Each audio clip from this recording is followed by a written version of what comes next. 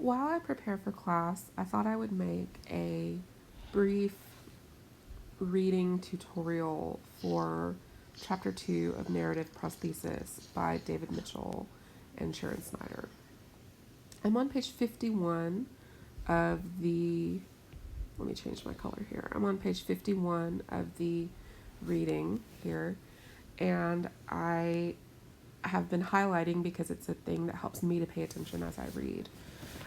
But the thing that I've highlighted at the top of the page will be important for you too. So let me zoom in a little bit so you can see it better on your video. Mitchell and Snyder say here, this is the central assumption of their scholarship, right? Disability is foundational to cultural definition and to the literary narratives that challenge normalizing prescriptive ideals. Okay, so what they're saying here is that disability helps us to first come up with our ideas of what is normal, and also disability is central to the narratives that challenge these things that we think of as normal.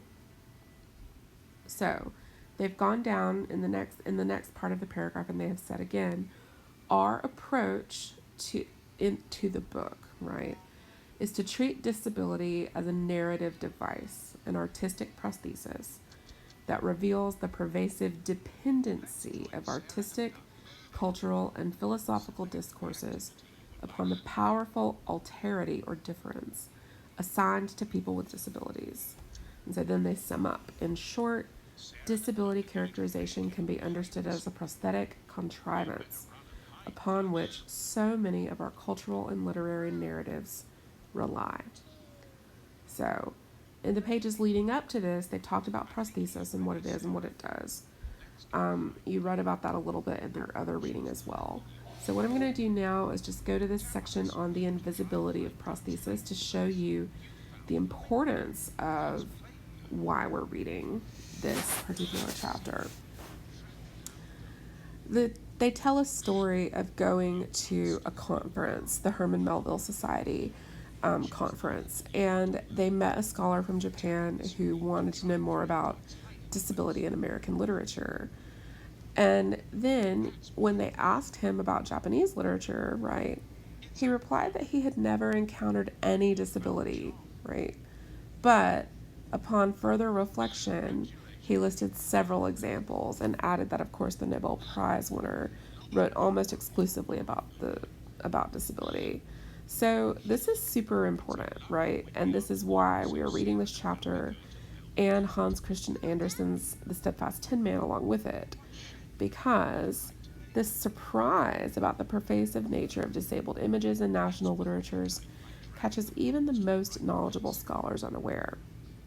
Without developed models for analyzing the purpose and function of representational strategies of disability, readers tend to filter a multitude of disability figures absently through their imaginations. Without a developed model like the one that Mitchell and Snyder provide, we are apt as readers just not to see disability in the work that we are reading.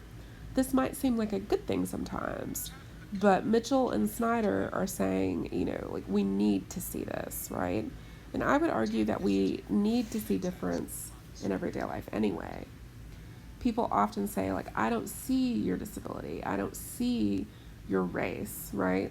But seeing those things is about validating the lived experiences of the people around you.